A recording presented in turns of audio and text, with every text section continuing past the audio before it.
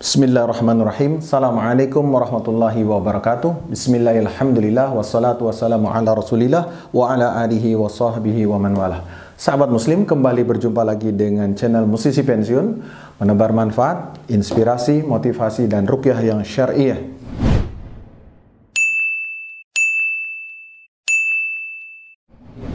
Sahabat muslim, lihatlah di atas meja saya ternyata banyak sekali barang-barang yang mungkin sebagian orang merasa asing, tapi sebagian lagi mungkin kita sudah mengenal benda-benda apa ini. Baik, kita akan lanjutkan pembahasan tentang benda-benda ini. Qadarullah, kemarin saya diundang oleh sebuah keluarga untuk meruqyah di daerah Jakarta. Dan ternyata yang saya ruqyah ini adalah seorang bapak yang dahulunya mempunyai pengaruh, mempunyai jabatan yang cukup tinggi, yang sangat tinggi di sebuah lembaga peradilan hukum di Indonesia. Lalu kemudian setelah saya berdiskusi dengan dia dan dia merasa tidak nyaman dalam kehidupannya, lalu kemudian dia menceritakan tentang sepak terjangnya, lalu kemudian saya menanyakan kepada beliau, "Bapak, apakah Bapak memiliki benda-benda tertentu yang Bapak anggap bisa bertuah atau mempunyai khasiat-khasiat yang bisa membantu dalam kehidupan Bapak, yang Bapak yakini demikian?" Lalu dia kemudian menyatakan iya, dan dia membongkar semua lemarinya, dan kemudian diberikanlah semua benda-benda tersebut kepada saya untuk dinetralisir dengan ruqyah syariah. Sahabat muslim, begitu banyak fenomena seperti ini di kalangan kaum muslimin yang mengaku muslim. Mereka meyakini dan mengikrarkan kepada Allah bahwa Allah lah tempat mengadu, bahwa Allah lah tempat segala-galanya bagi mereka, tapi dalam praktek kehidupan mereka kita hampir melihat sesuatu yang janggal, kontradiksi antara ucapan dengan keyakinan dia dan kemudian perbuatan yang mereka lakukan. Lihatlah apa yang ada di sini. Ini adalah fenomena orang-orang yang banyak sekali mempengaruhi orang-orang yang memiliki kedudukan dan jabatan di dalam kehidupan ini. Mereka pertama ingin jabatan lebih tinggi, kemudian mereka ingin kokoh dan stabil dalam jabatan tersebut. Mereka kemudian juga tahu dalam meraih jabatan tersebut mereka sikut-sikutan, hingga mereka tahu bahwa ada ancaman tertentu dari musuh.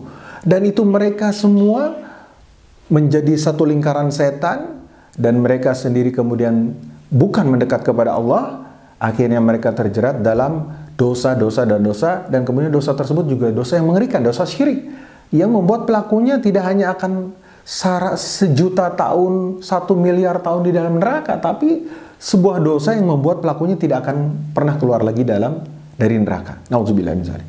Saya sendiri tidak begitu paham begitu banyak tentang ini, maka saya coba bantu dengan browsing di Google, saya googling tentang apa-apa saja benda yang ada di sini. Yang pertama mungkin kita akan lihat.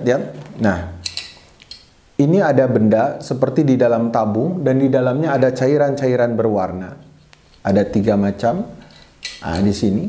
Kemudian saya coba cari tahu tentang apa ini. Kemudian saya menemukan kemungkinan ini namanya minyak Poniba Salwa.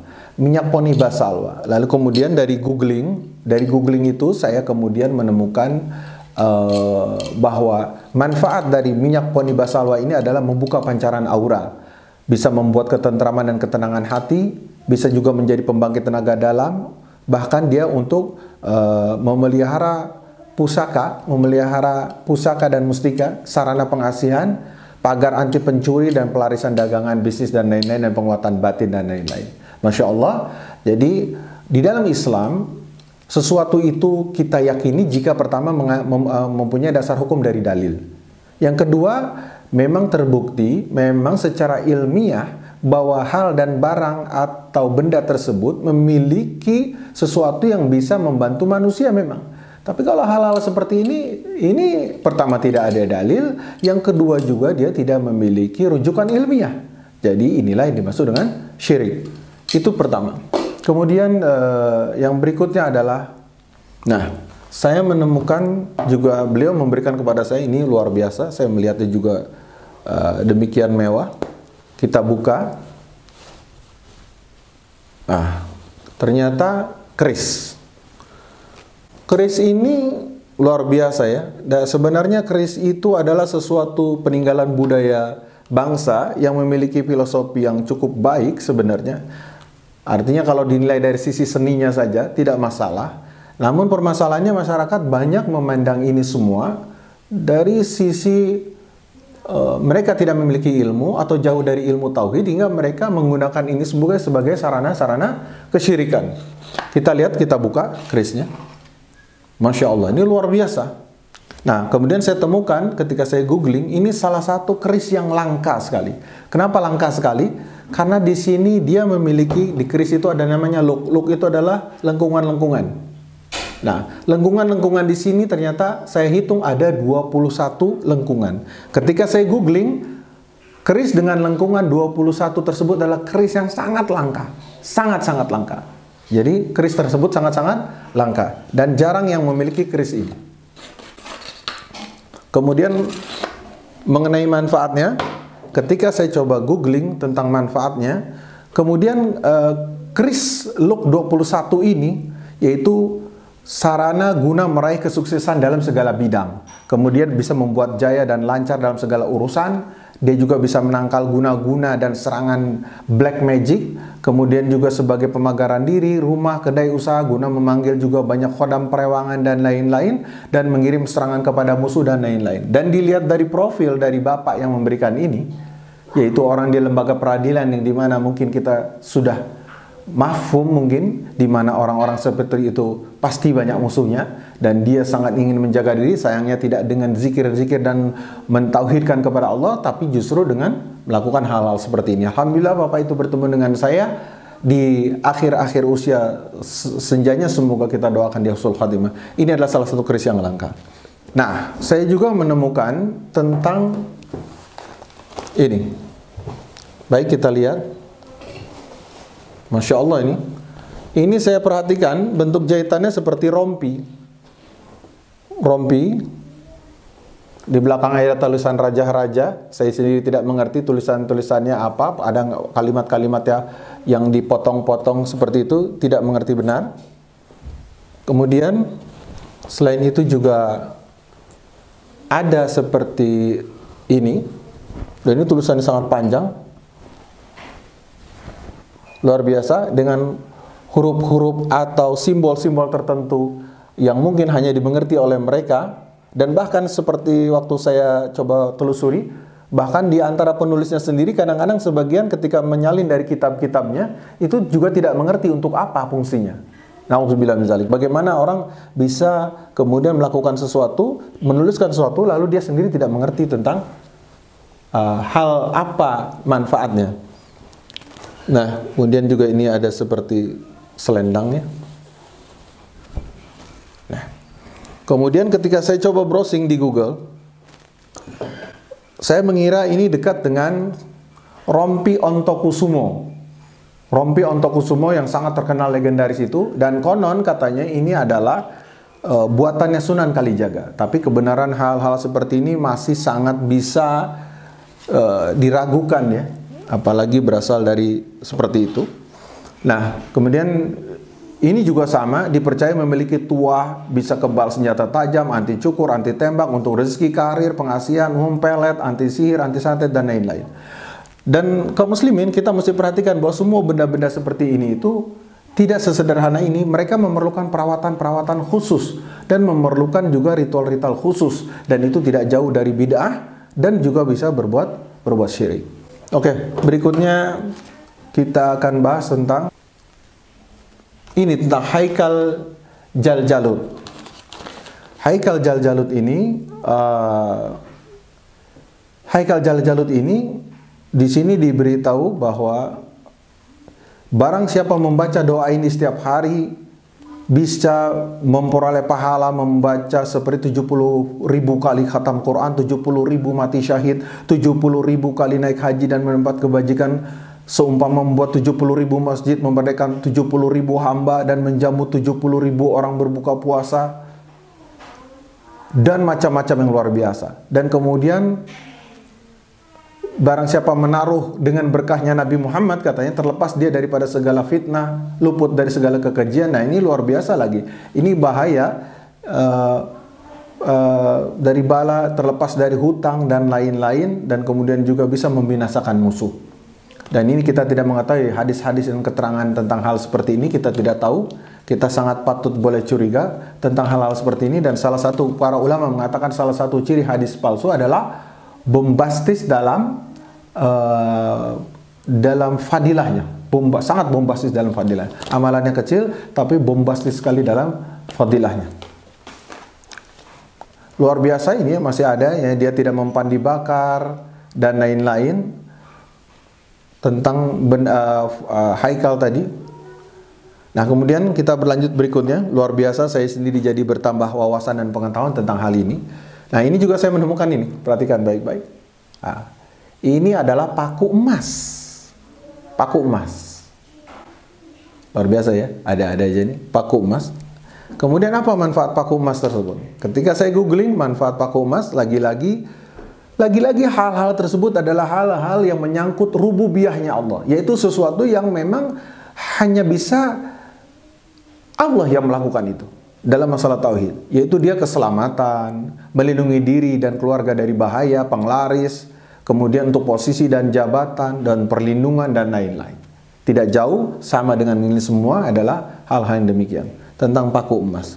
Sahabat muslim, di sini masih banyak juga di mana klien saya tersebut ini kelihatannya sesuatu yang ditulis untuk sama juga mungkin ya, penjagaan, wibawa dan lain-lain, dan ini kemungkinan selama beliau berdinas ini dipakai sebagai singletnya, karena ini merek-merek singlet zaman dulu yang dipakai di zaman dulu. Ini seperti ini.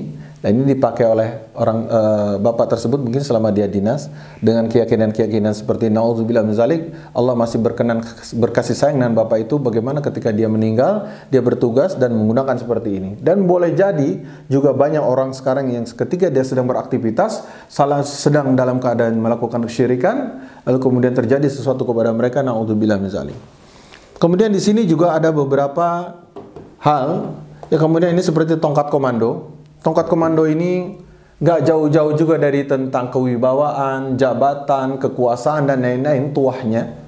Makanya dimiliki oleh orang-orang yang dengan kedudukan tinggi. Betapa berat mereka ya. Mereka dikelilingi oleh sesuatu yang mereka yakini padahal itu tidak memberikan manfaat dan mudarat, yaitu syaitan-syaitan dan benda-benda yang membawakan kepada kesyirikan. Hidup mereka benar-benar tidak tenang.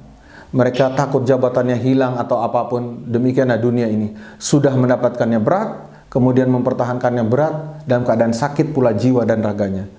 Kemudian ada beberapa keris yang luar biasa secara, saya sendiri tidak begitu mengerti tentang artistiknya, tapi kita perhatikan ini luar biasa dan ini memiliki kriteria-kriteria tertentu yang juga saya tidak begitu mengetahui. Mungkin antum lebih mengetahui, bisa ditulis di kolom komentar tentang hal-hal seperti ini. Masya Allah. Kemudian juga ada seperti tongkat komando juga. Masih ada tongkat komando, cuman ini ada senjatanya bisa di dalam. Saya yakin juga ini tidak jauh-jauh juga dari keyakinan dan manfaat dan khasiat yang diinginkan tadi. Sedangkan ini kita tahu bahwa ini adalah rencong, senjata khas Aceh. Saya pikir kalau ini, saya tidak tahu ya apakah ini digunakan juga dalam ini. Mungkin kalau ini memang khas Aceh dan mungkin tidak mengandung apa-apa. Sebenarnya benda-benda ini semua adalah benda-benda berseni tinggi. Namun kebanyakan ini disalahpahami dan disalahartikan. Seperti keris-keris seperti ini memiliki ulir.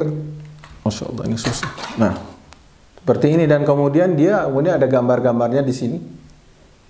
Saya juga kurang begitu mengerti. Mungkin antum ada yang ngerti, silahkan bantu saya ya di kolom komentar tentang hal-hal seperti ini. Dan ini juga, nah ini mungkin yang seperti ini ada ciri-ciri khas keris di daerah Jawa. Dan ini menunjukkan jenis tertentu dari keris ini. Kemudian juga ada senjata seperti ini. Nah, ini juga saya tidak paham. Seperti itu. Seperti apa? Nah, ini adalah kemungkinan kulit kijang. Nah, kulit kijang ini ketika saya googling juga sama, manfaatnya nggak jauh-jauh sebagai azimat untuk hal-hal yang seperti untuk mempermudah kehidupan, kelancaran, penglarisan dan lain-lain. Nah, kemudian yang menarik dan sangat terkenal dan legendaris adalah ini. Ini adalah keris Semar Mesem. Keris Semar Mesem ini adalah keris yang digunakan untuk untuk agar orang menyukai dia atau kagum kepada dia, dan lebih digunakan di dunia mistik kepada orang-orang untuk pelet, untuk mahabbah, untuk dicintai oleh orang lain, terutama untuk memikat wanita. Dan di sini juga ada minyaknya. Dan ini tentu ada ritual-ritual lagi dan cara-cara tertentu untuk mendukung proses daripada hal-hal ini agar menjadi lebih berguna. Sahabat muslim, ini semua adalah berbahaya. Ini semua adalah syirik. Ini semua adalah bukan jalan keselamatan dan kelanggengan. Ini semua adalah jalan kebinasaan. Ini semua adalah jalan-jalan dimurkai oleh Allah. Yang ketika kita pikir bahwa ini akan menolong dan mengokohkan tentang masalah-masalah kita di dalam kehidupan, namun yang terjadi Allah mengatakan orang-orang yang memakai seperti ini Allah janjikan, kata Rasulullah SAW, Allah akan lemahkan dia. Allah tidak akan beruntungkan dia dengan seperti ini. Kalaupun di dunianya dia terasa seperti maju usahanya dan karir dan lain-lain, tentu ini adalah istidraj dari Allah. Hakikatnya ini pasti rugi, pasti hancur. Yang paling hancur adalah kalau dia maju justru lebih hancur. Kalau dia berbagai sisi karirnya menjadi maju, justru dia lebih hancur. Kenapa? Karena dia adalah orang-orang yang dibuang oleh Allah. Kehancuran apa lagi daripada orang-orang yang sudah dibuang atau dicuekin sama Allah dan tidak dianggap lagi. Semoga kita semua paham tentang hal ini, bahwa kehidupan ini akan segera berakhir. Seperti Bapak tadi sudah memasuki masa di akhir-akhir hidup dia. Dan semua pekerjaan mereka yang lalu itu tinggal menjadi penyesalan. Dan Alhamdulillah Bapak itu masih hidup dan saya ajak untuk terus bertobat. Hingga kemudian semoga Allah mengampuni segala dosa-dosa mereka. Hingga bisa kemudian menjemput pada husnul khatimah. Jika Anda susah, Islam tidak adalah agama yang mudah bagi mereka, tinggal mereka datang kepada Allah dalam sholat 5 waktu, dalam ibadah sunnah, bisa sholat tahajud, sholat dua, ketika membaca Quran, dia bisa meminta langsung kepada Allah tanpa perantaraan siapapun. Mereka cukup membersihkan hati dalam keadaan bersih lahir dan batin, dan memohon mengikhlaskan hati. Hanya memohon kepada Allah, mengikhlaskan semua semata-mata mencari ridho Allah, dan pasti Allah akan menolong. Dari janji Allah akan menolong setiap orang yang bertakwa. Wa may yattaqillaha yaj'al lahu makhraja wa yarzuqhu min haitsu la yahtasib. Kuncinya adalah siapa yang bertakwa kepada Allah, maka baginya jalan keluar dari semua urusannya dan baginya rezeki dari arah yang tidak pernah diduga-duganya. Demikianlah sahabat muslim, semoga episode kali ini akan bermanfaat sekali bagi kita semua. Mohon maaf atas segala kekurangan. Barakallahu fikum. Subhanakallahumma wa bihamdika asyhadu an la ilaha illa anta astaghfiruka wa atubu ilaik. Wassalamualaikum warahmatullahi wabarakatuh.